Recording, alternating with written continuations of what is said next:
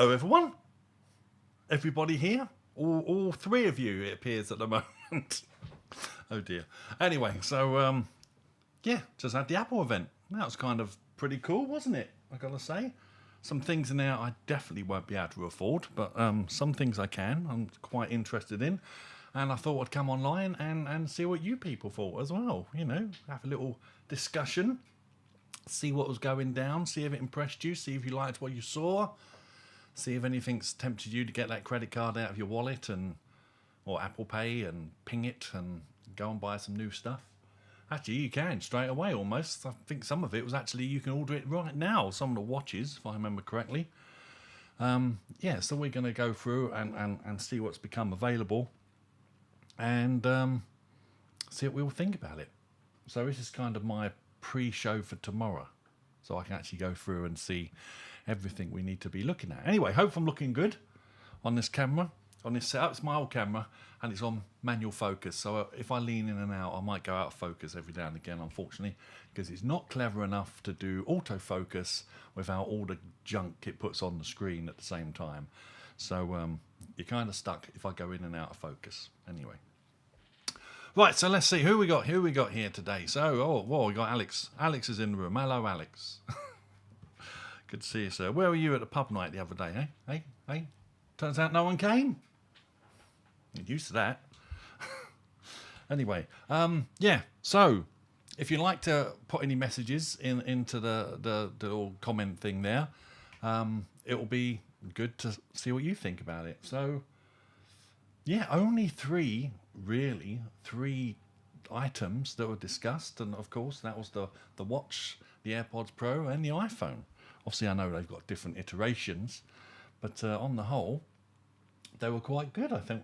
I mean, the rumours were kind of okay on some of them, I guess. There was that leak yesterday that I didn't really pay much attention to, so I didn't see it that much. But it looked kind of like the image I saw fleetingly in the leak, that new watch, the Ultra, not the Pro, the Ultra. If you're one of those mad outdoor types, you know, who wants to go deep sea diving or mountain climbing or God knows why you'd want to do things like that, but I guess some people get their kicks from that sort of stuff. Not me, going to a pub. That's me.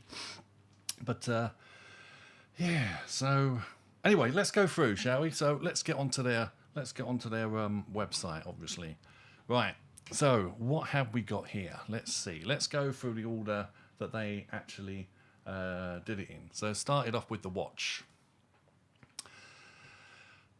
So there's that new Ultra right there. Oh, it's got a price, 849 quid. Wow. Expensive. Okay then. Right, so let's have a look. So let's go, what did we start on? The Apple Watch 8. So what has this now got built into it? Well, apparently it's now got built-in temperature sensors for women, so it can detect when they ovulate. So if they're trying to have, if a couple are trying to have a family, they can kind of know when there might be a good chance of that happening. So I guess that's very, very clever for that particular thing. I think else the rest of us can use it, I guess, as well. Also, we got in there crash detection as well. So not only will it detect when you fall off your bike, I still feel that pain today, actually. Still hurts. Even when they showed a little image on the screen of that person falling off the bike, it still hurt. Ah, dear. Anyway, so they can now do crash detection, and uses all its sensors and various things in there, and it will contact emergency services and your emergency contacts as well. So if you do end up on your roof, you should be able to get some help pretty quick. It's also got a new low power mode, which allows up to 36 hours of use. And that is on the Series 4 or later, apparently, as well. So that's good. If you want to put your watch into low power mode, it will still do some of the things. It will turn off a lot of the features, it seems. But on the whole, it's still going to carry on working. And, of course, lastly, they mentioned international roaming. Well, I guess that depends on what carrier you're with and things like this. But, yeah, I mean, it looks just the same as the last watch. I mean, nice big display, the rounded corners and everything. I mean, I'm very, very tempted to get one of these, I've got to say. Again, we'll look at the price in a minute. But it's got all the usual stuff on there. The water resistant, the crack resistant, the, dust resistant. Surely everything's resistant to dust, unless you've got big holes in it. But who knows? Obviously, you've got all the health features built into it as well. And so understanding your cycle like never before. So that'll be, like I say, pretty handy for any ladies that want to find out if they're ovulating.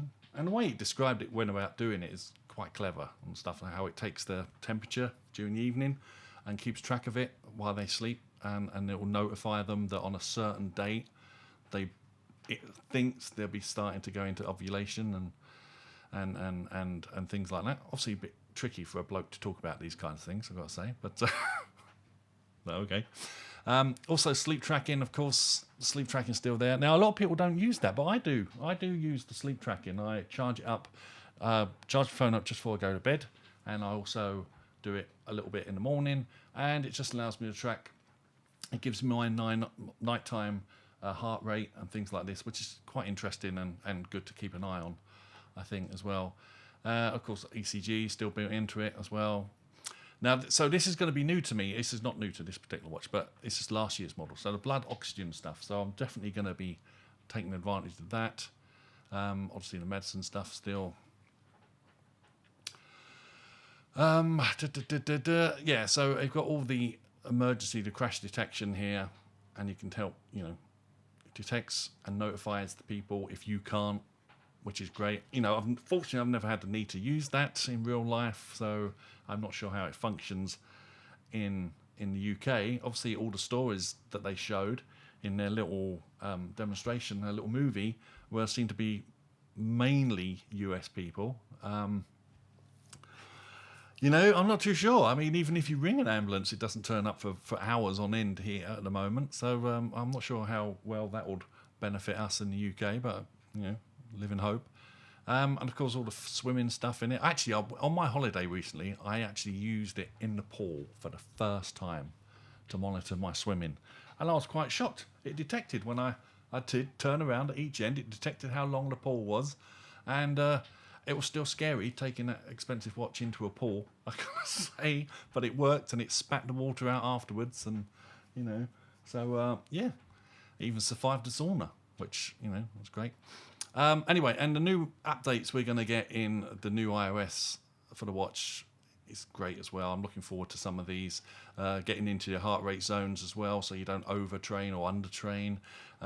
It can do things like remembering your route. If you do the same route again and again, which when I was running, I did do quite a bit. But I was doing it based on time, and that was just a manual check. But now it's going to learn your route and see if you're, keeping up the pace, so to speak, so you can race against yourself, which is lovely. And of course, all the Fitness Plus stuff on there as well, which I don't use as much as I should. I really should. I pay for it, so why don't I use it? I don't know, because I'm a lazy git. That's why.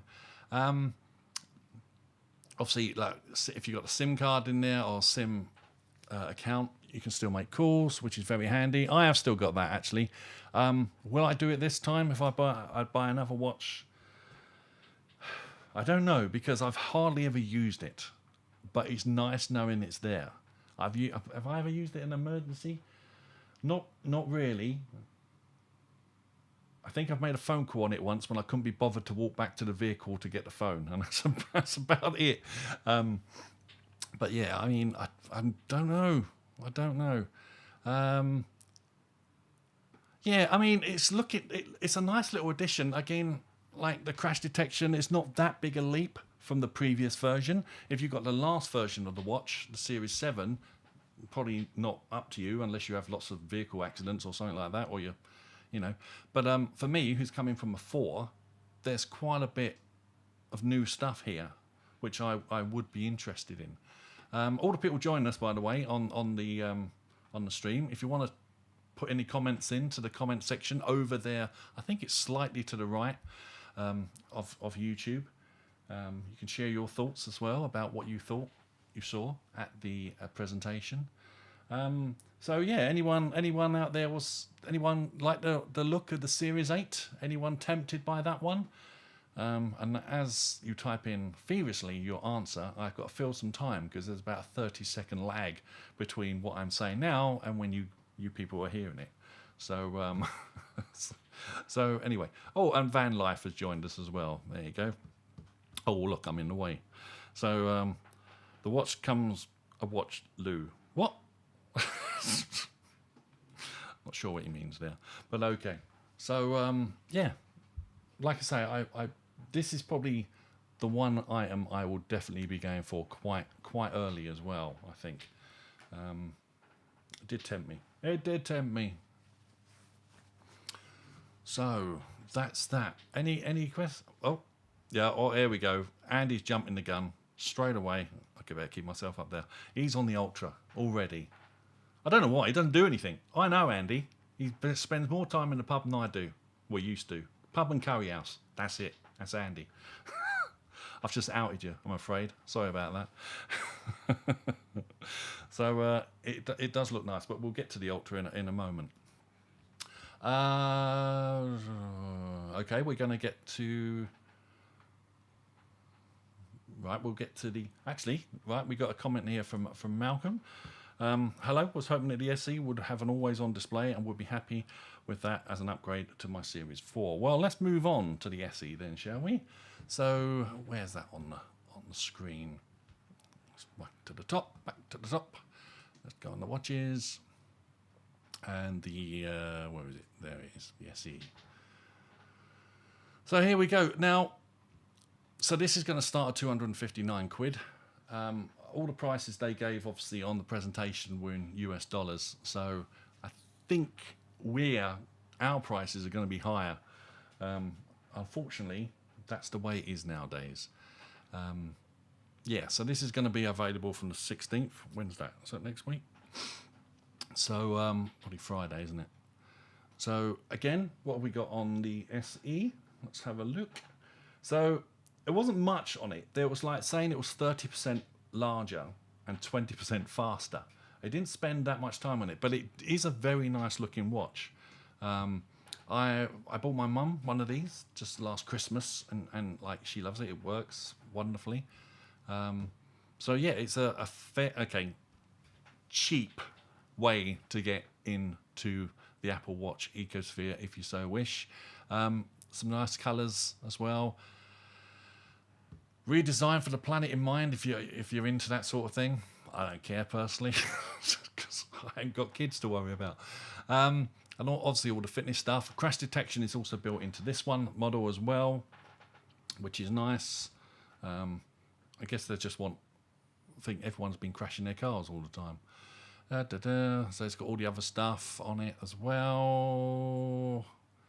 Again, they're sort of promoting this as this would be the watch for your child if you want to send them out into the world with a device. They took a great deal of time in going into the family setup features. So, yeah, I mean, I don't know. I would never personally kind of spend that much money on a kid's watch, but that's me again. Not that I've got one anyway. And it's just basically a cheaper version of the watch. It's not got the same materials, not made of the same materials, but it's a good option if you don't want to go for the full price. So let's have a look. Let's go and try and order one. What are we going to get here? Oh God. See, I hate it when they make it so complicated with all the different watch straps and stuff. Okay, let's just go for a basic one at the top here. Right, the solo loop. Okay. Let's go with this. So we're going with, here we go. So £259 for the 40mm version and just shy of 300 quid for the 4mm version. And then if you want to add cellular to that, 319 quid. Now I don't know if that would be good value to you. But like I say, it's a handy feature if you have it, but how many people actually use it? I mean, I heard Gazmaz on my Mac saying he doesn't. I think he bought the cellular version, but he doesn't tend to to use it that often, just the same as me, really. So it's a bit,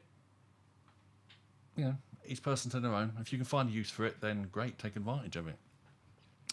Right, but then we come to the main feature, which is, of course, the Watch Ultra. And we'll just go back to it again and look at this. Let's look at this new thing on the block.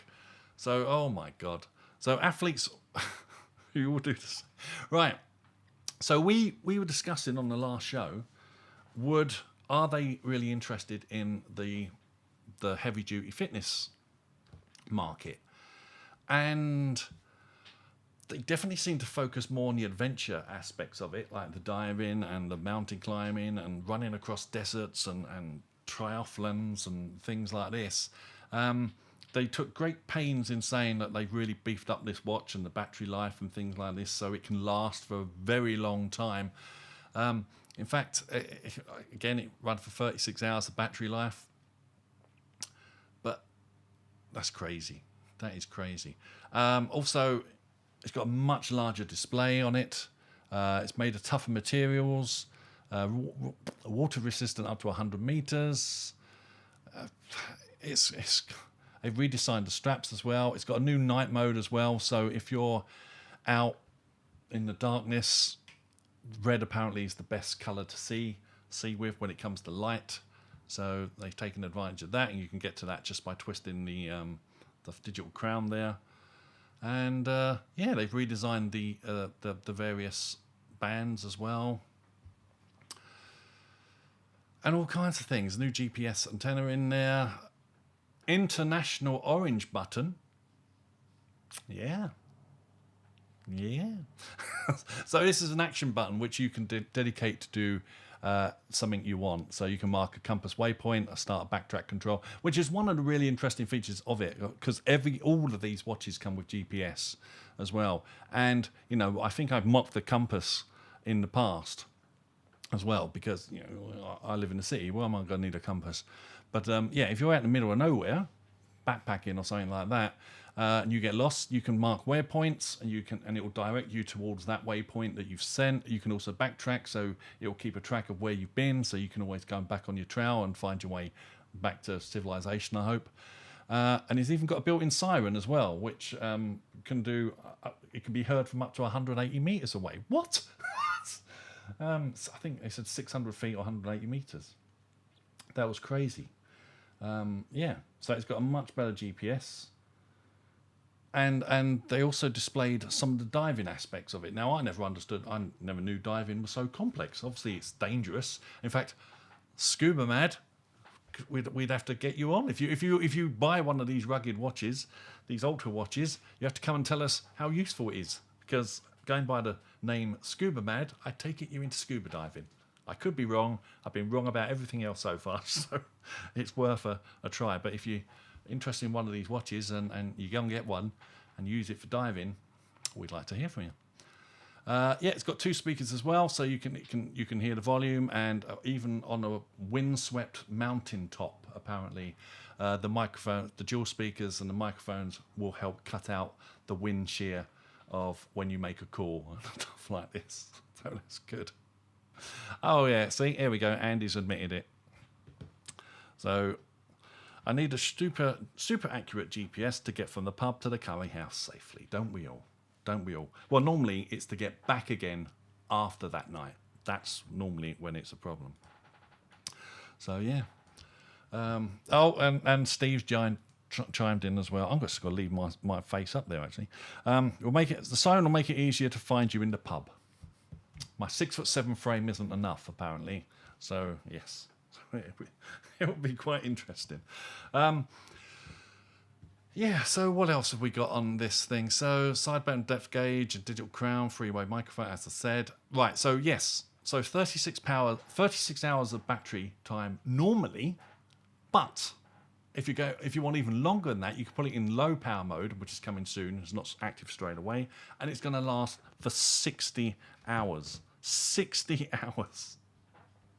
How? It's a tiny little battery. It's fantastic. Obviously, they're going to shut off a number of the features in there to conserve power. But if you're mad enough to do one of those cross desert runs or anything like that, then it's going to be fantastic. Crazy. Like I say, I didn't really think. I'm quite surprised because I wouldn't have thought the market would be that big. But I guess one of the things I hear a lot about, I think Mark sort of like indicated this, is a lot of professional runners and stuff. They don't find the battery works good enough. The Apple Watch doesn't last for all their training and things like this. So with an Ultra Watch, mind you, it ain't cheap, which we'll get to in a minute. It will allow them to do much more heavier training than the common person does. Mind you, that's a 30-minute walk for me normally, but people will take it serious. Anyway, let's find out what the prices are, shall we? Because that's always scary. Obviously, there's only going to be one size. Right then, so we're starting off at £849. And they all seem to be the same. So apparently they got some different straps as well. I'm just trying to find... Yep, even if different straps are still the same price. 3 different styles. So for 3 different conditions, I think he was kind of saying. But yeah, I mean, it looks nice. Let's go in and suggest we buy one from these titanium. Let's do the ocean one. Midnight Ocean, man. Let's try this one. Because I want to go diving. No, I don't. I'm terrified. Terrified. Right, let's have a look. So we got midnight colour, white and yellow as well.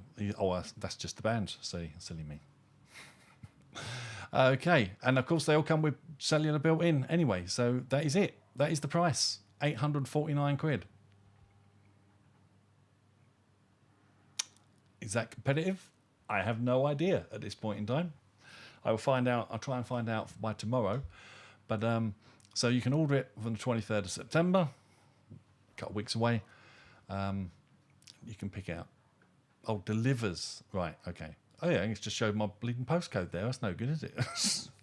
But yeah, I don't know. This is not for me, obviously. But if you are a professional sports person, it may well suit your needs. It may be what you've been asking Apple to do.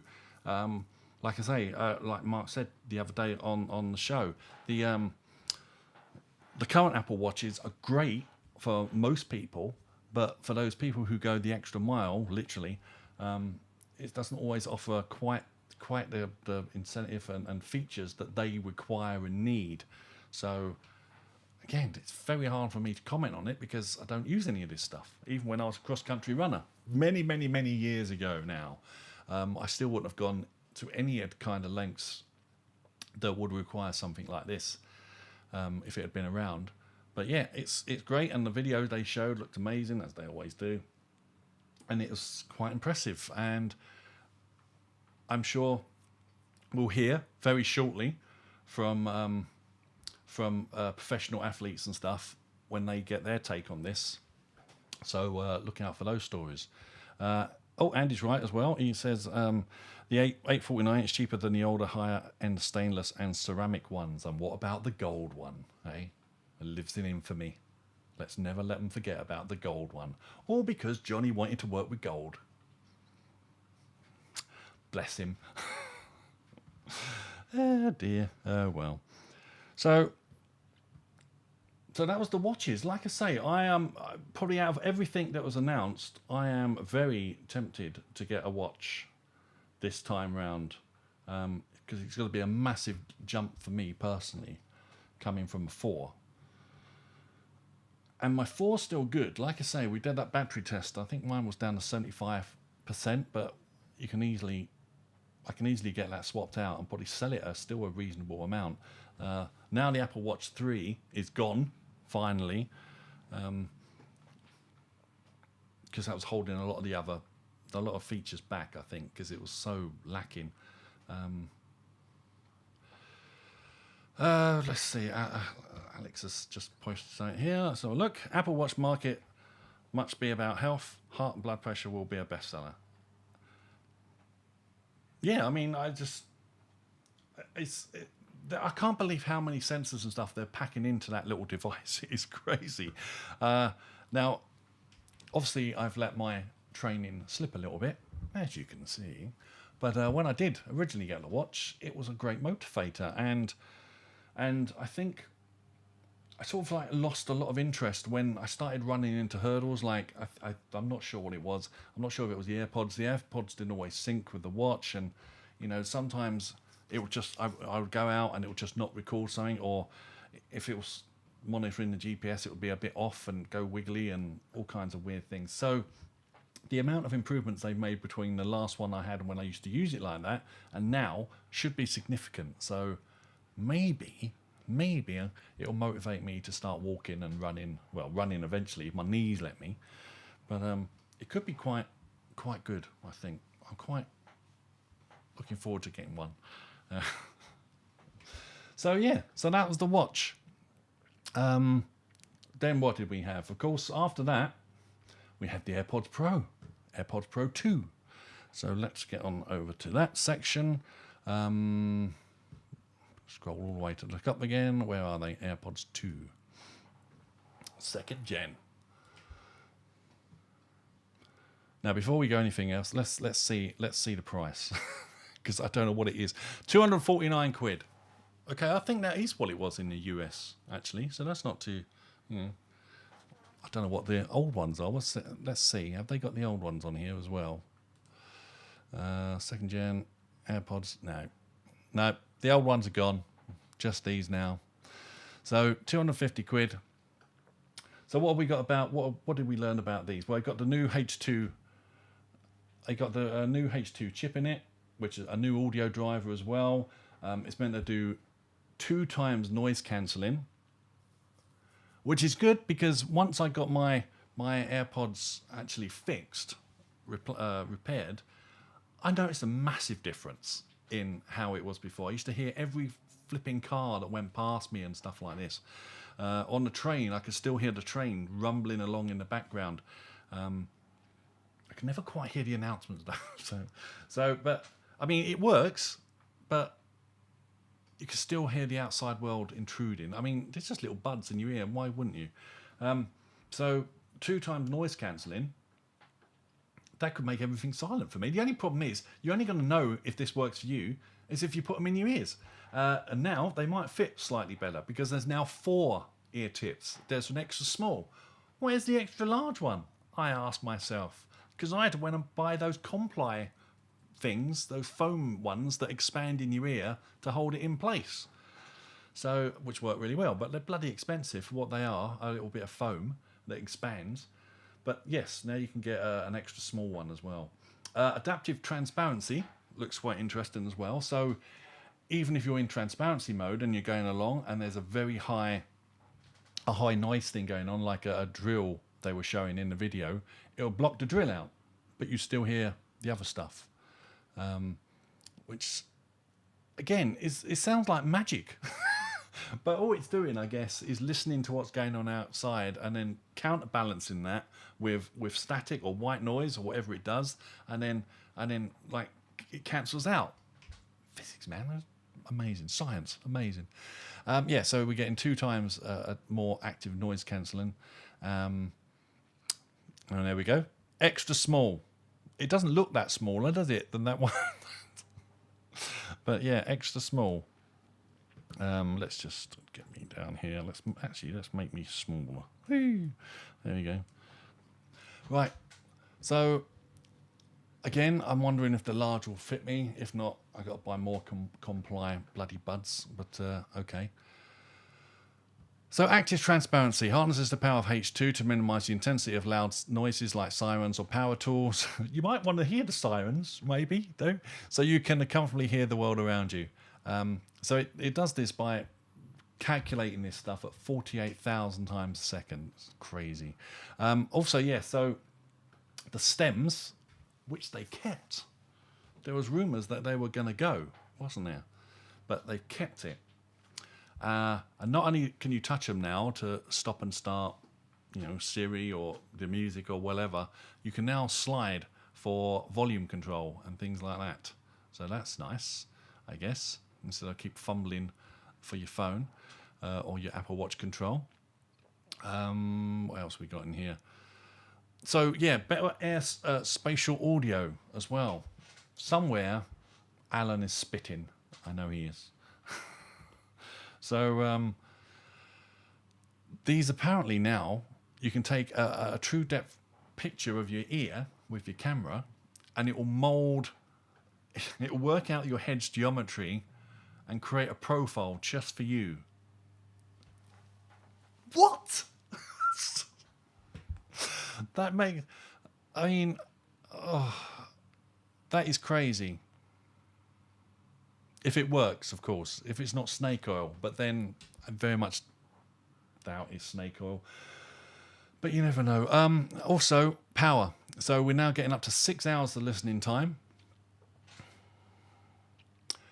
And that's with noise activation, active noise cancellation enabled as well. And up to 30 hours with the charger, which is slightly longer than previously. Also, the new case, you can now charge it on your Apple Watch charger as well as the MagSafe charger, obviously. Any Qi certified charger, in fact, which is a nice little feature, especially for me with the watch one, because that'll be quite handy as well. And also, Find My now comes to the case. No longer will it only track the actual pods themselves and send out a noise if you've lost them, like my stepdad did recently. But now the case will also emit a loud noise. It's got a lanyard loop on the side so you can keep hold of it, attach it to something so it doesn't fall out. Built-in speaker as well, so it can hear. It can make the noise when you try and do Find My, of course. It will also make other noises like when the battery's getting low or pairing is complete and things such as that. IPX4 sweat and water resistance. That's nice. And that's it, yeah. So there we go. Still got the magical setup thing. You can get a little emoji or something printed on the case if you so wish. Audio sharing, of course, yes, that's all part of the software though. Use AR to have a look at them as well. Nice. But yeah, I mean, again, these are something I'm interested in. I gotta say, I've always loved the AirPods. They've always appealed to me. And I remember when they were first announced, everyone was going, "Oh, they fall out your ear. They're going to do this. You're going to lose them all. There's going to be loads of them lying around on the floor," which may be the case, but I don't think it is really. When something's that expensive, you kind of look after it, don't you? I think. I say that now. Tomorrow I'll lose mine. You watch. Anyway, but yeah, so I'm really tempted by some of these. Again, when will I be able to afford them? That's a different matter. But I am quite tempted by them, I got to say. Again, let's see, when can we get hold of these? Order from 1 p.m. on the 9th. So order from 1 p.m. on Friday, this coming Friday, and they're going to be available in a couple of weeks after that. So they're available on my payday. Interesting. I bet they'll be sold out everywhere by then, though. But yeah, I mean, like I say, I just got my AirPods Pro fixed, and so it could be quite reasonable for a sale. I gotta say, you never know. I might be able to get a bit of money for them, which could be interesting. So, any comments? Anyone got any comments about the AirPods Pro 2nd Gen? I mean, they look exactly the same. Like, it kept the stalk. There was rumours that they were going to get rid of the stalk, like I say, but it's still retained.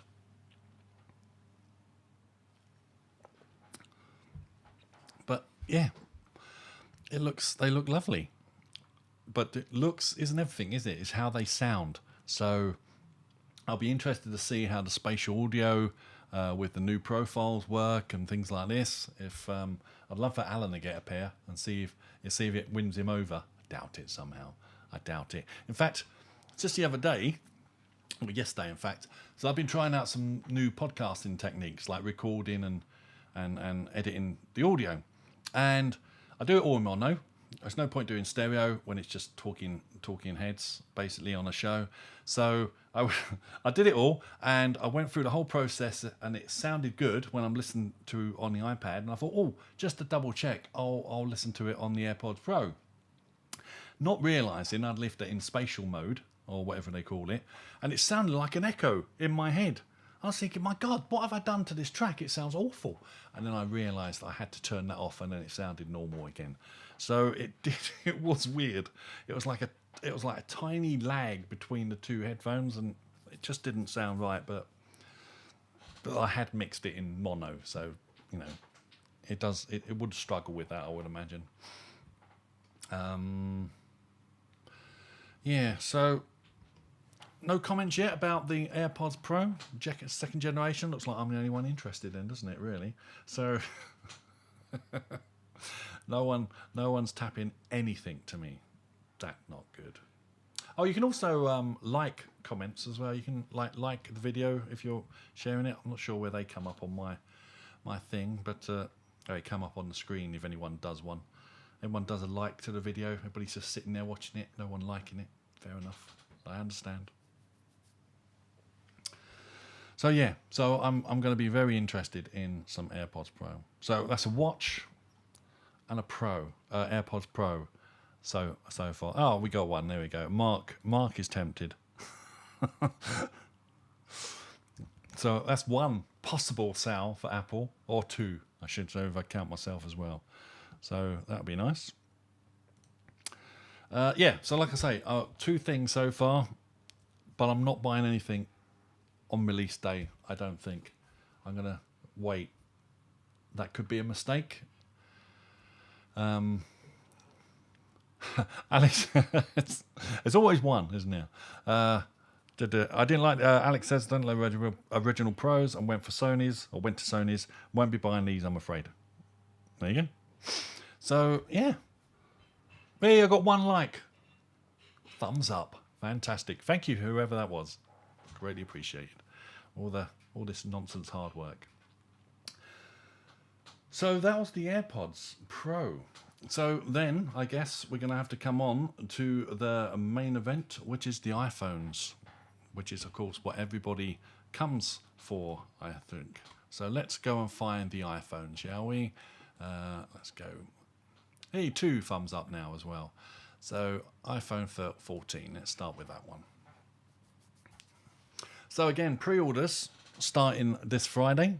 The iPhone 14 will be available, the standard size one will be available the following week, and the 14 Plus will be a couple of weeks after that for some reason. I'm sure there's a very good reason why it's slightly delayed, but we don't know what that is at the moment. So yeah, and obviously I got a new blue color there, I think, a purpley color, the red, the black and the white ones, obviously. So yeah, so they were going on about the longest battery life ever, which I guess is down to the new chips and stuff they've got in it to help it process stuff more. A leap in low light photos, which is of course still the big stumbling block for a lot of iPhones. Always has low light photography is a nightmare. And when you spend as much time in pubs and things like that as I do, that's where most of the photos are taken. And I've never had that much luck with them. The last phone, the 12 Pro I got, did a better job than any of the ones before that.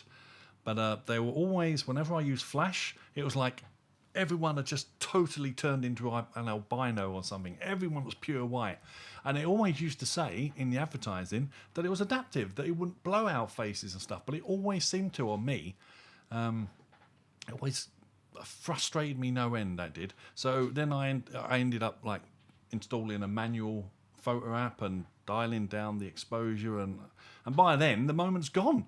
So, you know, you really just need something you can point and shoot and be done with it. But, yep, again, it basically kept the same design as the previous version as well. So, a vibrant XDR display. It does look good as well. Again, hard to see because you're watching the video until you see it in real life. Who actually knows? So, yeah, the photos and everything, your photo, your widgets. So this I'm looking forward to. I'm not brave enough to put a beta on my phone, on my daily driver, but I can't wait for this update to come out. With all the live widgets and things like this, hopefully if the developers and the apps I use take advantage of that, that could be great. They always tend to show scores, don't they? A sports team score, which is obviously a good use, I suppose, unless you support certain London-based teams who never score. Not saying who. Anyway,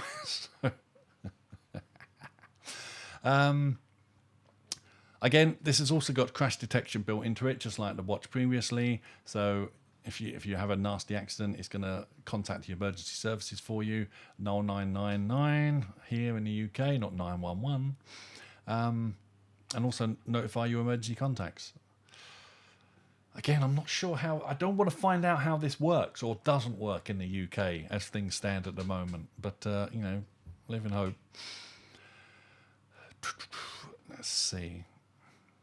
So, yeah, a huge plus in the battery size for our best battery life ever on the iPhone 14 Plus. An awesome all-day battery life for the up to 26 hours on the Plus.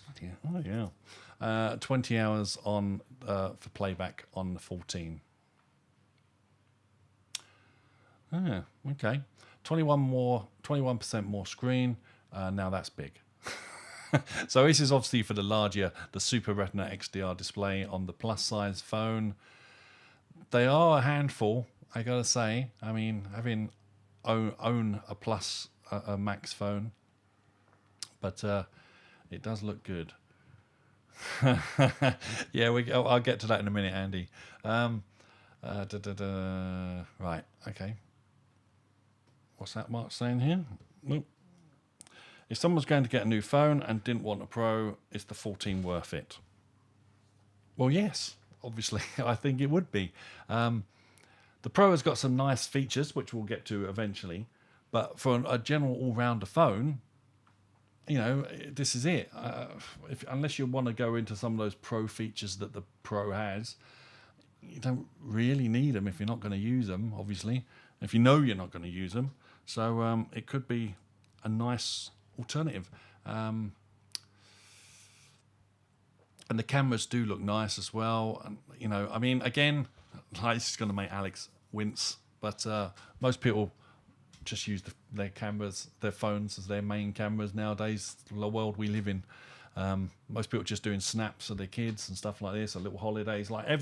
Basically, whenever I go down London, any of the sightseeing places I go to, all the tourists are virtually all the tourists are just using their phones of one description or another. Some still using iPads, which is still weird, but a nice big viewer. But very few proper cameras do I see nowadays. And if they're producing results like this, I mean, obviously these are taken by professional photographers and models and stuff like this, so they always look good under ideal circumstances. What they need to do is they need to give the phones to test out the camera to a bunch of drunken women on a night out, then see what the results come back as. Let's see. Let's give it a real challenge. So yeah, with the new processor in, apparently it can do up to 2.5 times better in low light photos, which is great. And also 2 times better in a low light on the ultra wide camera as well.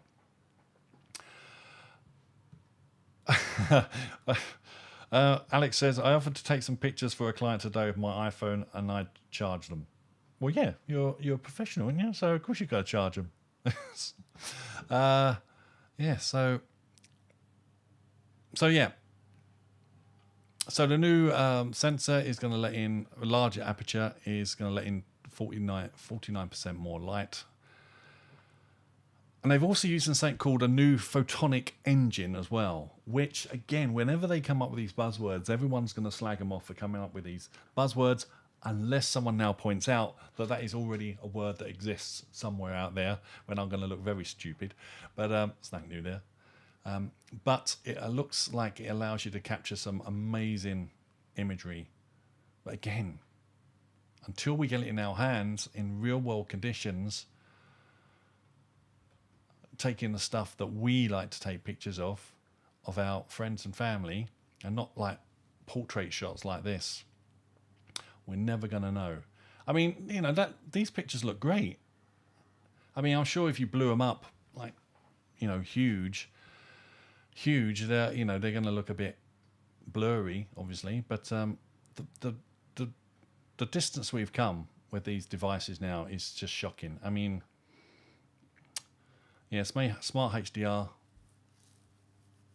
recognizes up to 4 people now. So yeah, I don't think something else I didn't realize is the front-facing camera never used to focus. Never had autofocus on it, and it can now focus up to 4 people or something.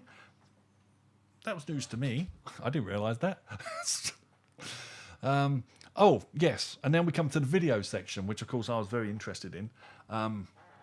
So it's got something called action. Action mode now. So what this does is just like image stabilization, actually, really, or no, sorry, when you're doing it in software. So something like Final Cut Pro, or DaVinci or something like that. It will it takes the image, but then concentrates on the smaller section of the image, so that can bump around and it will lock on something and track that. So it doesn't. So it'll be interesting to see how much it zooms in and how much it cuts off, because on the video they were showing it in a car, a rally car, and the guy was like doing this with the phone, and it was like rocks. And I can't believe that's true, because that's insane. That is insane. But again, it'll be interesting to see. And if it does a good job, there's a lot of gimbal manufacturers out there that are going to be very annoyed, because you basically just Sherlocked their entire industry. Again, we'll see, because it's doing it on software, you might still get this weird juddery effect like you do sometimes when you're using Final Cut and things like this, and it doesn't look good. So if it's doing that on the phone, yeah, maybe not. We'll see how it handles real life again. Okay, so this is the cinematic mode again, which I wasn't very impressed with last year when they showed it off. I think the problem was when they showed the demonstration last year, it was like a sort of whodunit type video that they used, and it was lots of static shots and very obvious, like people stepping into frame and out of frame. It made it like it was obviously custom built for showing off this new feature, and nothing like what real life would be. But also, when it first came out, there was a few YouTubers I saw that just pushed it up right to the max, and it just looked terrible every time they were showing it. Like it looked like a cutout figure on a totally blurry background. It looked horrendous, and that instantly turned me off of it. And since I haven't got one, I can't try it out myself. Now my stepdad's got one, but I don't think he uses this. And another limitation back then as well was the fact you could only shoot in certain frames. You could only shoot in 1080p at 30 frames a second. Well, now you can go up to 4K, and you have the option, you can go to 4K at 24 frames a second as well, which is what professional filmmakers use, because that was the speed they discovered, that when you crank the shutter, that's what like made images look pleasing to the human eye. And obviously it's saved on space and stuff like this. So they went for the minimum, and it's a hangover that we've all had to deal with since then.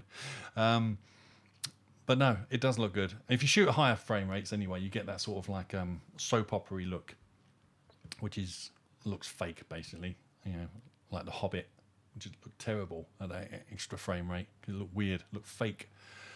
Okay, so the selfie camera, like I say, also now deals with better low light conditions, which is nice. Can focus on multiple subjects at once, all for your selfies, stunning close up and group shots, and they all look the sharpest. So larger aperture lets in more light, capturing bright, colourful, fun. Well, that's hardly like bright and colourful, is it, that image? But you don't know how dark the scene was, for example. I mean, again, they look nice, I suppose, but until we see them ourselves, it's hard to say. Anyway, so it's powered by the A15 Bionic chip as well, which means it's any games that are going to fly on it, it's going to be wonderful. It really does handle these things amazingly well. And that seems to be it. Have I just missed out anything? So yeah, so it's got a 5-core GPU, 6-core CPU, 5-core. Well, I've lost my place now. And 16-core neural engine, 12 megabit main camera, larger sensors and pixels. Sorry, Now in the US, strangely enough, it's got no SIM tray this time. It's eSIM only, which is weird. But I guess at some point they had to go over to that feature. Only in the US at the moment. So I'm not sure what that means going forward for Europe and other like continents. And of course, then we get to the. Why isn't it mentioned here? Actually, why hasn't it mentioned the satellite stuff? Did I go fly through that? Emergency SOS via satellite. Now I'm sure that was on the iPhone 14, and not just the Pro. Or am I mistaken about that? Oh, there it is. No, that's not it. That's the crash thing. I know why. Because I'm on the UK site, and it's a US service. So it also has, if you're in the US, the emergency SOS via satellite. It's going to be free for up to 2 years. After that, they didn't mention the price. I'm sure they will eventually. So in the US and Canada, that's going to be active as well. So if you do find yourself out in the middle of nowhere and you have a nasty little accident or something like this, you can use a bit like Find My. You hold your phone up, and then it'll track a satellite all the way up there in space, and it will lock on. And it will ask you a series of questions. So what they did apparently is they went to the emergency services and asked them to compile a list of all the basic questions that they ask someone who calls the emergency services. So you pre-answer all these questions, and then you find the satellite and it pings up the message. You have to keep connection, holding it there because it's not fast apparently. So, and then that will contact the emergency services. If there's no direct contact, it will use a relay station, so it could be the information can be passed on, and then eventually they'll send out someone, hopefully, to come and rescue you. And it looks all quite impressive. And I'm not sure if any Google phones do this or anything like that, but that would be quite a nice feature if you live in a country, where you have got an outback or masses and masses of wide open spaces where there's no civilization around you for days, not hours, for days. So it could be quite handy for them. But like I say, free for 2 years. Then I don't know how much it costs after that because they didn't say on the presentation. So yeah, so that was the iPhone 14. Did we do the prices? Let's go and have a look at the prices again, just in case. Okay, right, so, so yes, so we're starting off 849 or 949 for the Plus model. And again, let's just pick one. And then of course we got the blue. Oh, stop it. We got the purple, we got the midnight, we got the starlight, and we got the product red as well. Does that change the price, actually? No. Sometimes product red is slightly dearer. And then, of course, that's for the... Finally! 128 gig version. Finally! No 64. No 64. Finally, 128 gig. Oh, it has been a hard slog, but we're finally there. No more going from 64 gig to a 256 gig. They finally listened or had to comply. One or the other. I don't care. Anyway, 256 gig version is 959. And the 512 gig version is 1,179 as well. So,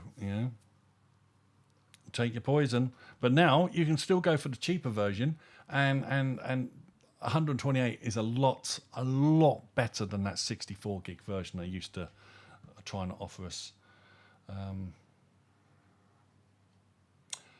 So yeah, not bad. So with the new screen, the new features, the more robust chip, quite a nice little pickup. Again, 849 quid, but like I say, most people get them through their carrier. It's only like idiots like me that buy them outright because then you can sell them afterwards. But if you want to do it monthly, 35 quid from Apple, and I guess if you go and buy a carrier, it'll be even cheaper for obviously a longer period of time. Yeah, so anyone interested in the iPhone 14? Will anyone be upgrading? Will anyone be looking at that and going, that's the phone for me moving forward? As I take a sip.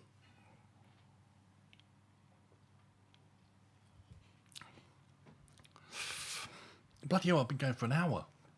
That's ridiculous. I normally can't speak for an hour. Everyone normally goes on about me about never saying anything, if they know me, anyway. So, yep, oh, well, I'm not seeing any comments come in about the iPhone 14, so sorry, Tim. I'll just give it a little bit longer, just in case the delay is too much. But, yeah, because, like I say, if I wasn't tempted by the next phone, I would definitely be picking up one of these.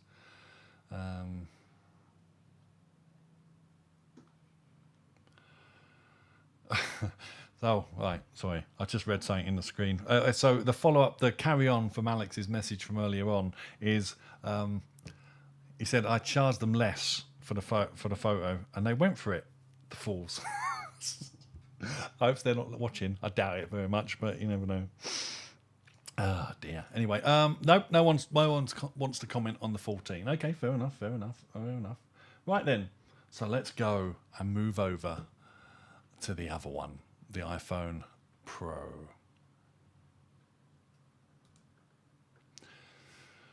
Oh, right. So here we go. 4 colours and a new deep purple colour. Deep purple, isn't that bad? So let's just get on to that screen again a moment. So here we go. The magical new way to interact with your phone. A vital new safety feature designed to save lives. An innovative 48 megapixel camera for mind-blowing detail.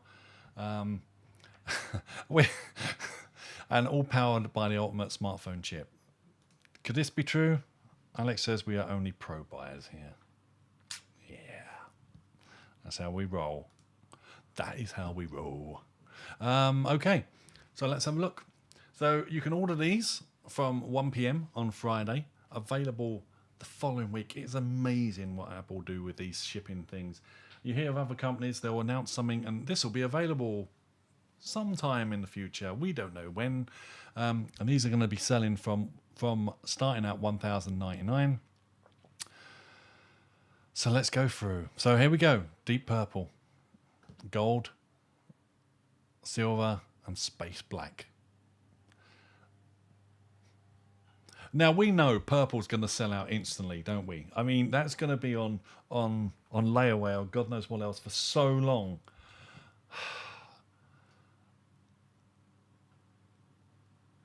But I don't know. I mean, it's, at the end of the day, we all put them in cases anyway. I see a few people who are mad and go commando with their phones, but I don't trust myself. Just don't trust myself. Anyway, so we have got now the introduction of an innovation that looked truly amazing. I mean, it's kind of small in the big scheme of things, but it looked very impressive from the demonstration. And this is something called the Dynamic Island, which is the pill at the top of the phone. So everyone was assuming that we'd get a little pill here, and it would just have the cameras hidden in it and the sensor hidden in it, and that would be all she wrote. But it turns out that this little puppy is dynamic. So as it uses different features, as you use it to do special features, various features, it grows and shrinks and adapts to do whatever you want it to do, whatever it's been programmed to do. And not only that, but apparently it's also going to be exposed to the developers, so they can take advantage of it as well. So if you're playing, like got a call, you can see the calls going in there. If you're playing music, you'll see the little piece of art up there and little sound bar thing going on there. And you just tap on it, you can go straight into it, play about with it, do all the settings you want, come out of it, and you've never left the app that you're actually using. So it looked absolutely brilliant. Obviously notifications and alerts, everything comes through on this thing. and it just looks lovely. I mean, I was sold basically from that moment on. I know it's such a silly thing, but yeah, I just thought, oh, that looks good. That looks good. That looks like something Apple used to do a lot, and just the way it shrinks and certain other things, a piece will peel off to one side with certain pieces of information on it, and it looks nice. It looks like your excuse me. It looks like your handset is adapting to whatever you're doing, whatever you're trying to do, and it just looked lovely. It did. Also, here we go again. Other breakthroughs as well. So a 31 smaller true depth camera is up there. Re-engineered proximity sensor is up there. Advanced display algorithms make dynamic island responsive where you tap, hot slide or hold. Animations decide to look and feel like liquid. This is the biggest change to the face of iPhone since we went all screen. Always on display, always at the ready. And that's the other feature as well. So the new Pro is always going to be on. And it's not only always going to be on, all those little widgets and any of the live stuff is going to be down the bottom. It's always going to be active. They're doing it pretty much the same as what they did on the watch, like lowering it down to one hertz a second. So, you know, it obviously won't update in total real time, just 1 second, which is probably plenty, obviously. If you've got a photo back there on your screen, it will dim the screen, but it will do something with the colouring. So if it's a picture of a human face, apparently the skin tones will not be affected by it dimming that much. And it looked lovely. So yeah, your photo, your font, your widgets, your iPhone. And like I say, we're going to get all these customization options in iOS 16. And I can't wait. I cannot wait. I'm looking forward to it. We actually got a date.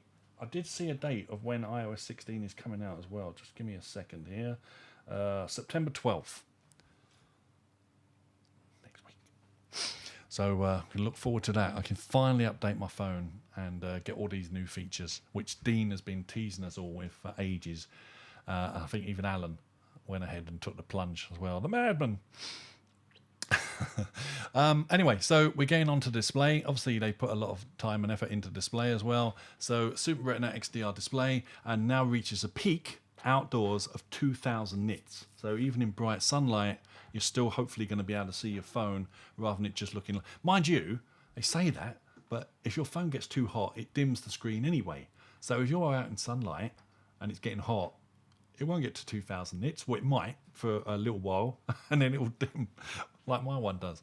It dims down when it gets too hot. So photos and HDR video get a big boost too, up to 1600 nits peak brightness. So again, this is going to look fantastic for movies and things like this. If you're one of those people who watches movies on your phone, which I still think is sacrilegious and scandalous, and it shouldn't be done. But I guess if you're stuck in traffic, it's perfectly acceptable, and you're on a tube or anything like that, then why not? Yeah, and of course, ProMotion is still in there. Allows variable bit rate refresh rates from 10 to 120 times per second. If games take advantage of it and stuff like this, it's going to look absolutely smooth and brilliant. Again, my phone hasn't got this feature, so that'll be amazing. Again, still built-in crash detection as the other devices had. So again, this is what it looks for. So sudden speed shifts, abrupt changes in direction, stubborn test crash, cabin pressure changes, loud sounds of impact. Well, that's a bit of a giveaway. Yeah. 1 million hours of real-world driving and crash data helps iPhone recognize accidents. Or maybe if you're not using your phone, you won't have a crash. Maybe. I don't know. Of course, and then we come to the Pro camera system on the iPhone Pro. 48 megapixel main camera with an advanced quad pixel sensor. Now, we're going to get into a world here that I don't fully understand. I just know it sounds impressive. So bear with me. So up to 4 times resolution of jaw-dropping quality.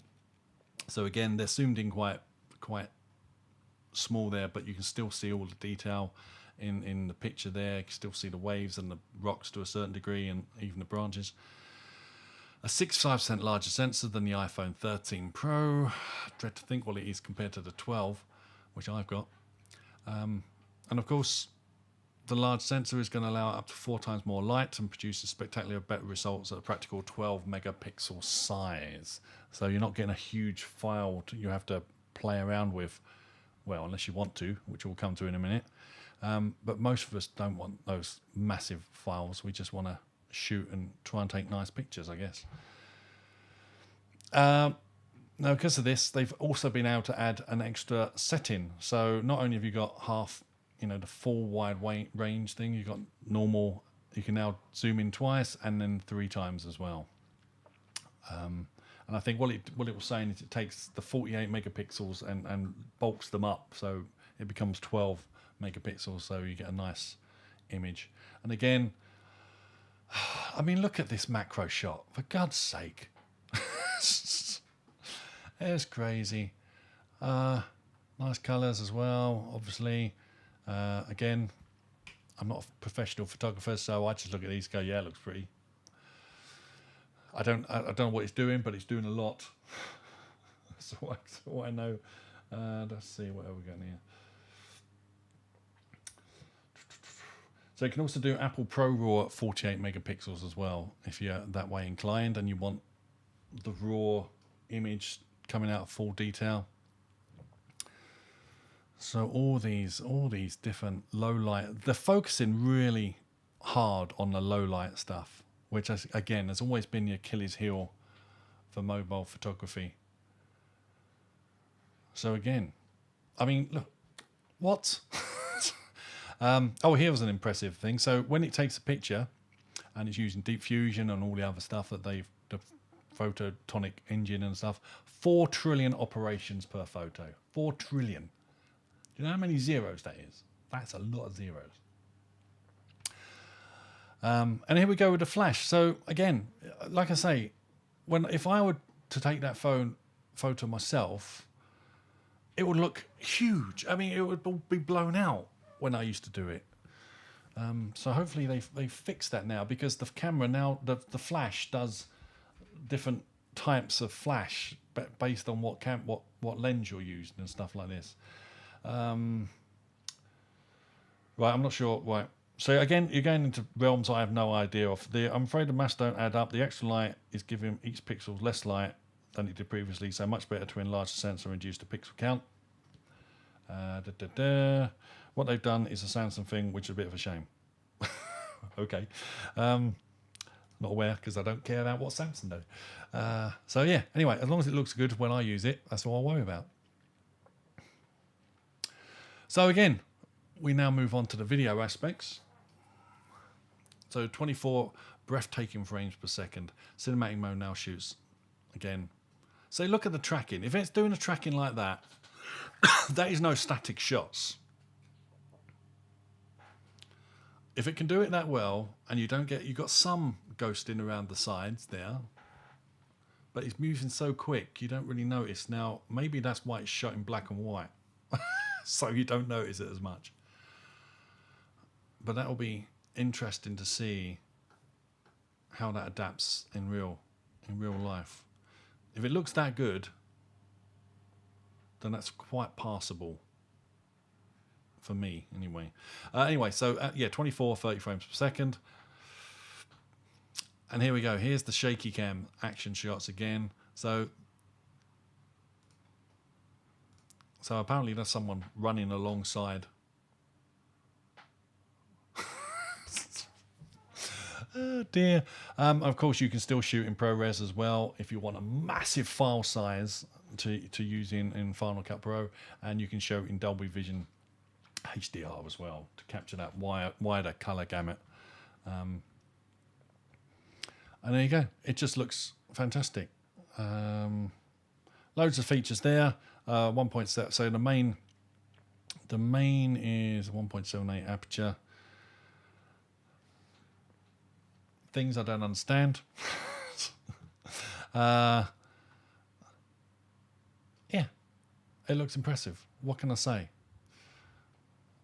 as long as your shots are snappy, sharp, you know, not blurry, not smudged, not weird coloured, it'll be amazing. And of course, there we go with all the mastermind, all the gubbins behind the screen. So faster 6-core CPU, 17 trillion operations per second, 50% more memory bandwidth. Battery is all day. Here we go. Up to 29 hours video playback on the 14 Pro Max, 23 hours video playback on the iPhone 14 Pro. And of course, MagSafe, just like everything else nowadays. So there we go. I gotta say, I'm quite impressed. I'm quite impressed with the stuff that they're offering. And again, I didn't update last year, so will I update this year? Maybe not straight away, not on day and date of release anyway. I have to wait and see how my finances play out for the rest of the year, because I think we've all got some challenges coming up. But yeah, I mean, it was a fairly long presentation, 1.5 hours long for 3 basic categories, I think. Obviously, no mention of iPads, no mentions of anything else really. Literally very focused, all on the iOS stuff, all on the iPhone, the watch, or the AirPods. No mention of HomePod or anything like that, which is a bit of a disappointment, to be honest. Again, even though apparently they had a live audience there, it was just a video, you know, straight to camera kind of presentation again. I guess they like them. The only problem is we don't get Craig Federighi. Mind you, he does WWDC, doesn't he, more than anything else, I suppose. But more than hardware. But yeah, I mean, it's good. I'm really looking forward to the new updates when they come out next week now. I've been running iOS 16 iPad OS on my older iPad Pro, and I love it. I love the look of it, even though it's got hardly any features added to it because it hasn't got center stage or anything like that.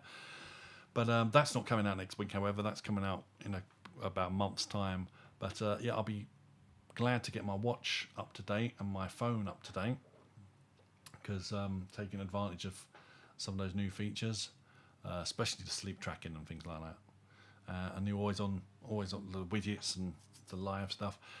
Looking forward to seeing what developers have done with the live widgets, because that's always interesting.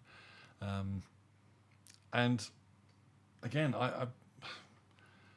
I'm very interested in basically 3 items today, but I can't afford them all in one go, so I'm gonna have to budget. But yeah, on the whole, anyone else? Any thoughts of anyone as we're gonna wrap up here? Anyone else want to add anything on their comments? Again, anyone who hasn't hit the thumbs up button would be greatly appreciated if you could. That would be wonderful. But yeah, I mean, who are the lurkers in just watching and not chatting anything? I don't know, because I can't see who you are. That's a good thing.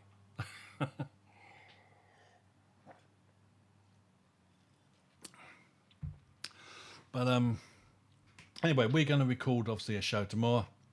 Steve can't make it tomorrow. He's got something else going on, and so Gazmaz is hopefully all things going well. He's going to come and join us, and we're going to use a different recording technique. One I've kind of used in the past, but had mixed results with. But I think it's going to hopefully work out quite well. Alex says the Pro phone looks good. Well, that's all right. So if it's like looks good to him, then that's quite encouraging. So again, it'll be seeing them in action, seeing the photos that people produce and the videos that people produce, and real world scenarios. It's always the way of things. But yeah. So anyway, sorry, as I was saying, so we're going to do a proper show again tomorrow, and push that out with a different technique. So if you hear the show and you think it sounds worse or better than it normally does, please let us know. A nice bit of feedback would be good to hear while I'm still using the free version of this thing I'll be using tomorrow, before I have to start paying it. And of course, the way I pay for it is all our wonderful Patreon subscribers help pay for the services we use. We love you all. And yeah, so Now this one what I'm streaming on tonight, this is Ecamm. It's flipping expensive. Now I do enjoy doing these things, but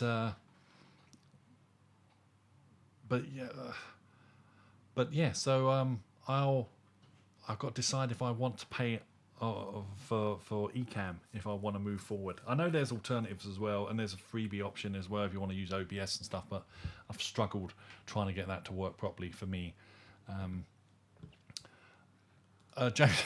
James Fisher says that'll be me then, but now so much time has gone by, I don't know what I was referring to. Oh, the delay. It's the bane of us all. But yeah. So that's it. 1 hour 20 minutes I've waffled on for. So that's almost as long as the presentation itself. My God, I wasn't as entertaining as they were, unfortunately. But yeah. So thank you very much for joining me. I hope you had a bit of fun, even at my expense. And it's kind of hard getting on camera, but enjoyable at the same time. Stretching your limits, as they say. So that'll be it. So like I say, if anyone's got any last final moments, any final comments to type in, this is your last chance before we call it a night. It'd be really good to hear from anyone out there. Apparently there are 8 people currently watching this, so I don't know who you are, but thank you very much for joining us tonight. It was good fun. So yeah. I'm going to publish this one. James Fisher says, I listen every week. One of the best shows. Thank you very much. The check is in the mail. Thank you very much indeed. Yeah, so that's going to be it. You need some whizzy drone. Well, how's that going to work? How's that going to work? Oh, I see what you're saying. In this presentation, I need to whiz around the room and do all these kinds of weird things. James, no, you're not a lurker. You're a listener or viewer, as the case may be this time. Yeah, that's it. So like I said, we're going to do a show tomorrow. That'll be pushed out tomorrow evening. You can all listen to it on Friday, I guess, for everyone in the UK. I guess in America it comes out for Thursday afternoon listening, I guess. So thank you once again for joining me, and I hope you had fun. So that's pretty much it for me. So until we do this all again, everybody out there, please stay safe and be nice to each other. Bye.